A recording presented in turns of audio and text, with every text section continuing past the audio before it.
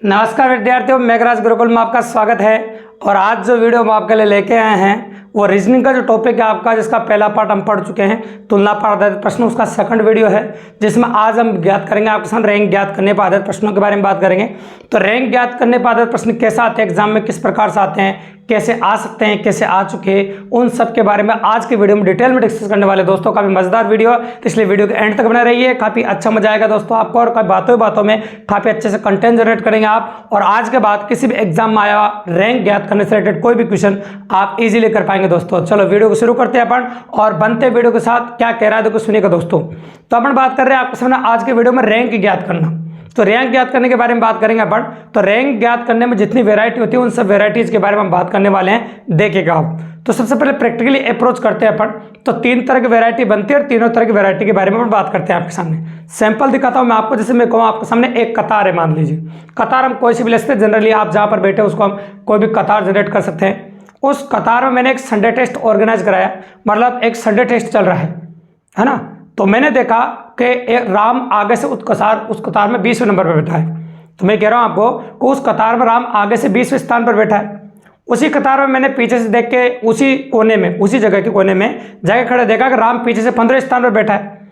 आगे से तो 20वें स्थान पर बैठा है और पीछे से 15वें स्थान पर बैठा है। ये मैंने देखा आपके सामने, ठीक है दोस्तों। और ये देखने के बाद सपोज करो कि जहां पर मैं ऑफलाइन क्लास चलाता हूँ वहां पर ऑफिस में आ जाता हूँ, ये मान लीजिए आप, ठीक है। अब ऑफिस में आ गया मैं, वहां पर कोई अधिकारी आ जाता है और उन्होंने मेरे से पूछा, सर आपका जो टेस्ट चल रहा है उसकी पहली कतार में कितने विद्यार्थी बैठे हैं। तो मैं वापस वहां पर गिनने थोड़ी जाऊंगा, प्रैक्टिकली सोच लूंगा यार कि जो मैंने आगे से बोला है और जो मैंने पीछे से बोला है उन दोनों को जोड़ दूंगा मैं, ठीक है दोस्तों। जो मैंने आगे से बोला है और जो मैंने पीछे से बोला है, देखा था कि राम आगे से कौन से स्थान पर था, राम पीछे से कौन से स्थान पर था, दोनों स्थानों को जोड़ दूंगा और एक कम कर दूंगा। एक कम क्यों किया अपन ने?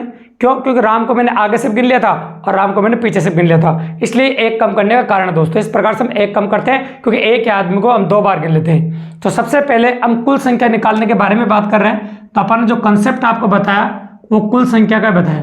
तो सबसे पहले अपन बात कर रहे हैं आपके सामने कुल संख्या की। तो अगर आपको कभी कुल संख्या निकालनी हो तो बाईं ओर से स्थान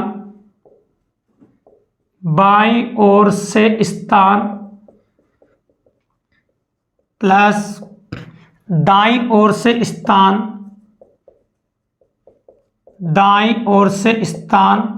प्रैक्टिकली भी समझा दिया और आप लिख भी सकते हैं, कोई टेंशन की बात है। अगर कुल संख्या आपको निकालनी है तो बाईं ओर से स्थान और दाईं ओर से स्थान, दोनों स्थानों को हम जोड़ देंगे और एक कम कर देंगे तो कुल संख्या आ जाएगी आपकी।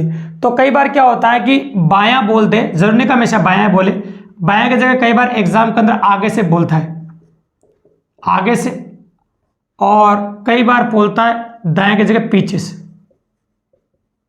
कई बार इसको ऊपर से बोलता है और इसको कई बार बोलता है आपको नीचे से। तो 3 तरह की वैरायटी एग्जाम में देखने को मिले आपको, बायां दायां बोले, आगे पीछे बोले या ऊपर नीचे बोले। कोई टेंशन की जरूरत नहीं है, दोनों स्थानों को जोड़ दो और एक कम कर दो, कुल संख्या आ जाएगी आपकी। तो एग्जाम के अंदर अगर आप क्वेश्चन कंडक्ट देखेंगे, 15 साल का इतिहास उठा के देखेंगे एग्जाम्स का आप, तो एनालिसिस आप करके देखेंगे आप, तो नोटिस करना आप या तो बाईं ओर से बोलेगा या आगे से बोलेगा, ऊपर से बोलेगा, दाईं ओर से, पीछे से और नीचे से बोलेगा। तो या तो बायां दायां बोलेगा या आगे पीछे बोलेगा या फिर ऊपर नीचे बोलेगा। इस प्रकार से आपको बोला जाता है दोस्तों, और इस प्रकार से एनालिसिस आपको किया जाता है। तो ये हो गया कुल संख्या। लेकिन कुल संख्या लिखने के बाद तुम में से किसी बच्चे के मन में सवाल उतरा होगा कि सर एग्जाम के अंदर जरूर थोड़ी हमेशा कुल संख्या पूछे। आपकी बात बिल्कुल सही है कि एग्जाम के अंदर जरूर थोड़ी है कि हमेशा कुल संख्या पूछे। तो कई बार ऐसा भी होता है जब बाईं ओर से स्थान पूछ ले या फिर दाईं ओर से स्थान पूछ ले। तो बाएं से पूछ ले या आगे से पूछ ले, ऊपर से पूछ ले, दाएं से पूछ ले, पीछे से पूछ ले, नीचे से पूछ ले, बात एक ही है। तो मैं बाएं दाएं से बता रहा हूं ताकि इनका क्लियर हो जाएगा। या लगा के मैंने लिख दिया आपके सामने, कोई टेंशन की बात नहीं। इसी को अपन लिखते हैं आपके सामने। या तो एग्जाम वाला पूछेगा आपसे बाईं ओर से स्थान, या तो पूछेगा बाईं ओर से स्थान, और यह पूछेगा आपसे दाईं ओर से स्थान, या तो पूछेगा बाईं ओर से स्थान और यह पूछेगा आपसे दाईं ओर से स्थान। तो बाईं ओर से स्थान निकालने के लिए इसी से निकाल सकते हैं अपन। ये जो दाईं ओर दे रखा है उधर जगह माइनस का हो जाएगा, माइनस का 1 उधर जगह प्लस का हो जाएगा आपका। तो बाईं ओर से स्थान अगर आपको निकालना हो तो आप क्या करेंगे, कुल संख्या में से दाईं ओर से स्थान घटा देंगे, दाईं ओर से स्थान +1, और अपन कह सकते हैं इसमें कुल संख्या माइनस बाईं ओर से स्थान +1। ठीक है, कोई दिक्कत नहीं, इस प्रकार से अपन कर सकते हैं, ये दाएं बाएं से स्थान निकाल सकते हैं अपन, और इस प्रकार से अप्रोच बनती है। तो तीनों वेरिएंट जिससे क्वेश्चंस बनते हैं एग्जाम के अंदर वो बता चुका हूं मैं आपको। और एक इनके अलावा रैंक ज्ञात करने पर एक और कंसेप्ट काम आएगा, जो इससे पहले वाले वीडियो में भी आपको बता चुका और वापस रिपीट कर रहे हैं, देखो सुनिएगा दोस्तों। का राम और श्याम के बीच में बैठकर 18 आदमी खाना खा रहे हैं, तो कुल कितने आदमी खाना खा रहे हैं, ये कंसेप्ट है। तो राम और श्याम के बीच में बैठकर 18 आदमी खाना खा रहे हैं, तो राम और श्याम खाना थोड़ी खा रहे हैं, तो कुल संख्या अगर आपसे पूछे तो आंसर 18 आएगा आपको, क्योंकि राम और श्याम को हम नहीं गिनेंगे, क्योंकि दोनों साइड के जो खूंटे होते हैं जिनके बीच में पूछा जाता है उनको हम कभी नहीं गिनते। ये बात का विशेष तौर से ध्यान रखिएगा दोस्तों, इंपॉर्टेंट है और इंटरेस्टेड है। ठीक है, कोई दिक्कत ही नहीं। अब इसके बाद अगर आगे बात करें हम आपके सामने, तो क्वेश्चंस कैसे आएंगे एग्जाम में उनके बारे में बात कर लेते हैं। तो चलो पहला क्वेश्चन लेता हूं मैं आपके सामने। कई बार क्या होता है कि तो बायां दाएं से स्थान दे दे आपको, हाँ ना, कह सकते हैं अपन। तो देखो क्या मैं डायरेक्ट लिखूंगा, क्वेश्चन ऑफ अप्रोच एग्जाम में दे सकता है, कोई दिक्कत की बात नहीं। तो एक कतार है मान लो, उसको साथ में बढ़ाएंगे, क्वेश्चन भी साथ में करेंगे, ताकि अपन लाइन से बना पाएंगे और लैंग्वेज नहीं लिखनी पड़ेगी अपन को। और लैंग्वेज आप सुनते जाए, अगर आप लोग कॉपी खोल के बैठे हैं, आप रीड कर रहे हैं, तो आराम से जो क्वेश्चन की लैंग्वेज बोली जाए उसको आराम से आप साथ साथ लिख सकते हैं, कोई टेंशन की बात नहीं। तो क्वेश्चन शुरू कर रहा हूं मैं, पहला सुना देखो। एक कतार में ए का, ये बायां होता है आपका, अच्छी तरह जानते हैं आप, ये बायां होता है और ये आपका दायां होता है। तो मैं कह रहा हूं एक कतार में ए का बाईं ओर से 20वां स्थान है, एक कतार में ए का बाईं ओर से 20वां स्थान है, ऐसा मैं कह रहा हूं क्वेश्चन में। उसी कतार में उसका दाईं ओर से 15वां स्थान है, उसी कतार में उसका दाईं ओर से 15वां स्थान है, ऐसा मैंने कहा। बाईं ओर से तो 20वां है और दाईं ओर से 15वां स्थान है। तो बताइए कतार में कुल कितने व्यक्ति हैं, तो बताइए कतार में कुल कितने व्यक्ति है, मतलब आपसे पूछिए कुल संख्या। तभी थोड़ी देर पहले समझाया मैंने आपको कि जब भी बायां दाएं से स्थान दे तो दोनों स्थानों को जोड़ के एक कम कर देंगे, आपका आंसर आ जाएगा। तो मैं कहता हूँ 20 + 15 - 1 बराबर आंसर आ जाएगा 34। तो आप कह सकते हैं कतार के अंदर 34 व्यक्ति है। कतार के अंदर कितने व्यक्ति है, टोटल आप कह सकते हैं 34 व्यक्ति है, मतलब 34 व्यक्ति अपन कतार के अंदर कह सकते हैं आपके सामने। ठीक है, तो इसमें तो अपन ने बायां दायां बोला, और कई बार एग्जाम में जो क्वेश्चन आता है उसमें ऊपर नीचे भी बोलता है, आगे पीछे बोलता है, तो अलग अलग एनालिसिस लेंगे अपन। देखिए आप इसमें लेके अपन आगे और पीछे, इसमें अलग अलग नामों का इस्तेमाल करेंगे। ये मैंने आगे ले लिया आपके सामने और ये ले लिया मैंने पीछे, तो आगे और पीछे लिख दिया, वहां बायां दायां था। तो एक कतार में राहुल का आगे से 18वां स्थान है और उसी कतार में उसका पीछे से, है ना, और पीछे से ले लेते हैं मैं 12वां स्थान है, ये ले लिया। आगे से 18वां स्थान है और पीछे से 12वां स्थान है। तो बताइए कतार में कुल कितने व्यक्ति बैठे हैं, ऐसा भी पूछ सकते हैं आपसे। तो कतार में कुल संख्या पूछिए, आगे पीछे बोला, कोई टेंशन की बात नहीं, कर सकते हैं अपन। अगर कुल संख्या निकालने तो अभी थोड़ी देर पहले बताया अपन ने, दोनों को जोड़ दो और एक कम कर दो, दोनों को जोड़ दीजिए आप, एक कम कर दीजिए। 18 + 12 - 1 मतलब 18 और 12 कितना होगा 30, और 30 में से 1 जाएगा तो 29। तो आपका आंसर हो जाएगा दोस्तों 29, आपका आंसर होगा आपका 29। ये हो गया आपका क्वेश्चन नंबर 2, बिल्कुल सिंपल है और काफी इजीली अप्रोच किया अपन ने। अब आते हैं अपन क्वेश्चन नंबर 3 पे, और काफी अच्छा क्वेश्चन है, उसकी लैंग्वेज सुनिएगा आप। इसमें ऊपर नीचे बोलेंगे अपन, तो लाइन इस प्रकार से बनानी पड़ेगी मुझे, तो इसमें अपन ऊपर नीचे बोल रहे हैं। ये ऊपर होता है, आप अच्छी तरह जानते हैं, और ये आपका नीचे होता है, ये इस प्रकार से अपन ने ले लिया। तो लैंग्वेज सुनिएगा, एक कतार में प्रैक्टिकली बात करें कुल 30 विद्यार्थी बैठे हुए हैं, ऐसे मैंने 30 ले लिया। एक कतार में कुल 30 विद्यार्थी बैठे हुए हैं, उस कतार में राधा का ऊपर से 20वां स्थान है, तो उसी कतार में उसका नीचे से कौन सा स्थान होगा, क्वेश्चन कंप्लीट हो गया। उसी कतार में उसका नीचे से कौन सा स्थान होगा, ऊपर से कौन सा स्थान है 20वां, तो उसी कतार में उसका नीचे से कौन सा स्थान होगा, ऐसा मैंने आपके सामने पूछा है। उसी कतार में उसका नीचे से कौन सा स्थान होगा, क्वेश्चन कंप्लीट हो गया। तो एक तो कुल संख्या दे रखी है आपको, एक ऊपर से स्थान दे रखा है, तो मैंने आपको क्लियर लिखा है कि नीचे से या ऊपर से स्थान पूछे तो क्या करो, कुल संख्या में जो संख्या दे रही है उसको घटा दो और एक जोड़ दो, इन दोनों की तरह जो आपको दे रखे हैं। तो क्या कर सकते हैं अपन, 30 - 20 + 1, तो 30 में से 20 गया 10, और 10 और 1 कितना हो जाएगा आपका 11।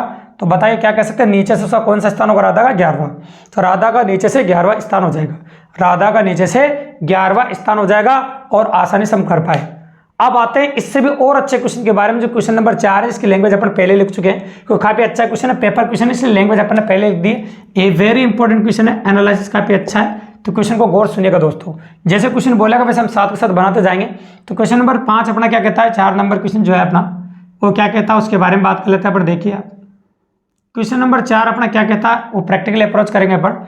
30 छात्रों की कक्षा महेश बाएं सिरे से 14वें क्रम पर है तथा रमेश दाएं सिरे से 20वें क्रम पर है, तो रमेश और महेश के बीच कितने छात्र हैं, ऐसा आपको बोला गया है। ठीक है, तो प्रैक्टिकल अगर बात करें अपन तो ऐसा डायग्राम बनाएंगे कि 30 छात्रों की कक्षा है, सॉल्यूशन कर रहे हैं अपन, तो 30 छात्रों की एक लाइन बना दी अपन ने, और आप अच्छी तरह जानते हैं कि ये बायां होता है और ये भी जानते हैं कि ये दायां होता है। अब आगे क्या बोला है, तथा रमेश दाएं सिरे, यूँ बोला महेश बाएं सिरे से 14वें क्रम पर है, जो महेश है वो बाएं सिरे से 14वें क्रम पर है, तो यहाँ महेश का नाम लिख देता हूँ मैं, और ये 14वें क्रम पर बाएं सिरे से। इसी प्रकार से अगर रमेश की बात करें तो दाएं सिरे से 20वें क्रम पर है, दाएं सिरे से 20वें क्रम पर है, तो रमेश यहाँ पर है आपका, तो है ना। ठीक है, अब ज़्यादा क्यों निकाला अपन ने, क्योंकि इधर से 20 निकाल दिया, इधर अपन ने 14 निकाल दिया। वो निकालने का कारण है कि 20 और 14 34 हो गया और 30 से ज़्यादा हो गया, इसलिए अपन ने इस लाइन को आगे निकाल दिया। तो बोला रमेश और महेश के बीच में कितने छात्र हैं। तो दोस्तों इस क्वेश्चन को करने के मेरे पास बहुत सारे तरीके हैं, तो जिनमें से 2-3 तरीके तो मैं आपको बता सकता हूँ।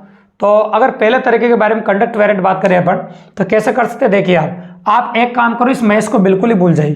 पहला तरीका, आप महेश को भूल जाइए, आप महेश पे बिल्कुल भी ध्यान मत दीजिए, आप इतना से ध्यान दीजिए कि रमेश का इधर से 20वां स्थान और कुल संख्या 30 है, तो रमेश का बाईं ओर से कौन सा स्थान हो जाएगा। तो रमेश का बाईं ओर से जब स्थान निकालेंगे तो कैसे निकालेंगे आप, 30 में से 20 घटा देंगे तो कितना आ जाएगा आपका 10 अभी किया था, ये भी किया था अपन ने, 1 जोड़ देंगे तो ये हो जाएगा आपको सेम टू सेम यही क्वेश्चन है। तो इधर से स्थान हो जाएगा इसका 11वां, इधर से स्थान कौन सा हो जाएगा आपका 11वां, सेम टू सेम वही है, कोई अलग नहीं है, तो इधर स्थान 11वां हो गया आपका। अब आप समझ गए कि रमेश इधर से 11वां है और इधर से आपका 14वां है। तो आप जानते हैं 11 नंबर और 14 नंबर के बीच में कौन कौन से आते हैं, 11 और 14 की अगर हम बात करें तो 2 आते हैं 12 और 13, तो हम इजीली कह सकते हैं आपके सामने का 12 नंबर और 13 नंबर बैठे हैं, मतलब ये कह सकते हैं कि इन दोनों के बीच में 2 व्यक्ति बैठे हैं। रमेश और महेश की बात करें तो उनके बीच में कितने व्यक्ति बैठे हैं, आपके 2 व्यक्ति बैठे हैं, 12 नंबर और 13 नंबर। अब आपने कहा कि सर हम तो पलक झपकते हैं मात्र 1 सेकंड के अंदर करना चाहते हैं, तो वो तरीका बताइए आप, है ना, क्योंकि आपको कंपटीशन पढ़ाते हुए किसी ने कहा सर 13 साल हो गए आपको, तो ऐसा तरीका बताइए तो मात्र 2 सेकंड में हम क्वेश्चन कर सके। तो पलक झपकते करने का बिल्कुल आसान सा तरीका दोस्तों, एक बात याद रखिएगा कि बाएं दाएं 2 स्थान दे रखा उनको जोड़ दीजिए आप, तो 20 और 14 कितना होगा 34, और 34 में 30 गया तो 4 आ गया, लेकिन 4 आपका आंसर नहीं, वो पहले ऑप्शन में मिल जाएगा आपको, आने याद रखेगा। तो 4 क्यों नहीं है, क्योंकि उन 4 में आपको रमेश और महेश को भी जोड़ लिया आपने, कि इधर से 20 में जोड़ा और इधर से 14 में जोड़ा, तो इनको भी जोड़ लिया आपने, तो रमेश और महेश को उठाओ 4 में, तो आंसर कितना आ गया 2, तो वही आंसर आ गया आपको बिल्कुल इजीली।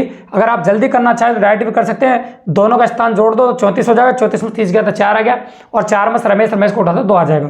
तो इन दोनों के बीच में कितने बेटे हैं आपके, मात्र 2 व्यक्ति बैठे हैं। इस प्रकार से आप क्वेश्चन कर सकते हैं। तो काफी मजेदार लैंग्वेज थी क्वेश्चन की, और काफी आसानी से अपन अप्रोच कर पाए आपके सामने, तो पॉसिबल हो गया आपका इस प्रकार से।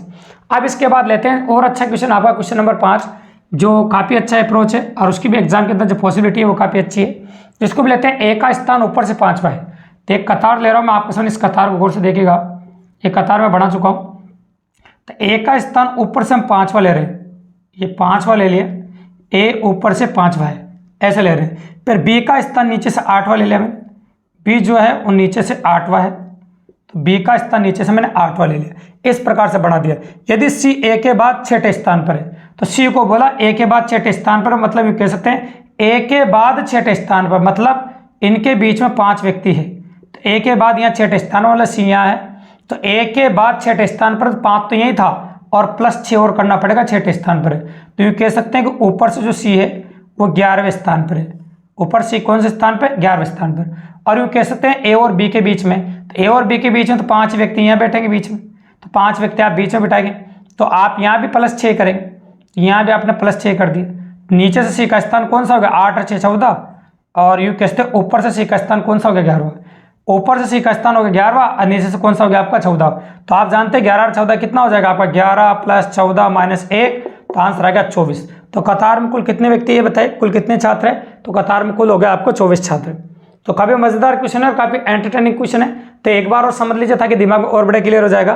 तो मैं ये कह रहा हूँ आपके सामने कि ए का स्थान ऊपर से 5वां में बना चुका हूँ, बी का स्थान नीचे से 8वां ये भी बना चुके हैं।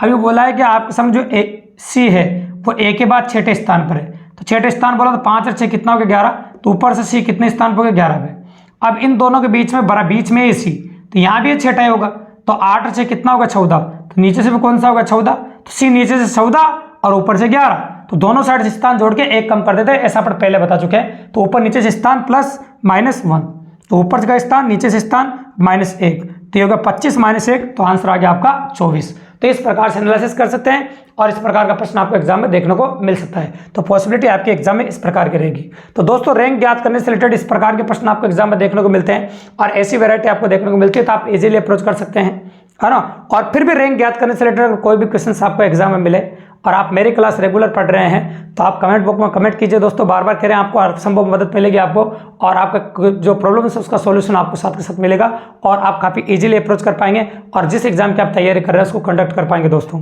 अगर वास्तव में आपको हमारा वीडियो पसंद आया, हमारा पढ़ाने का जो तरीका है, अंदाज वो आपको वास्तव में पसंद आया दोस्तों, और आप वास्तव में लाइक कर रहे हैं और आप वास्तव में डेली वीडियो देख रहे हैं, जरूर चैनल को जरूर सब्सक्राइब कर दीजिए दोस्तों, लाइक कर दीजिए, शेयर कर दीजिए, अपने और दोस्तों को बताइए ताकि उनको भी free of cost math reasoning की क्लास आसानी से पढ़ सके, उनको कोई पेड कोर्स नहीं लेना पड़े दोस्तों। बने रहे मेरे चैनल पे, अगले वीडियो के साथ फिर मिलेंगे दोस्तों, धन्यवाद।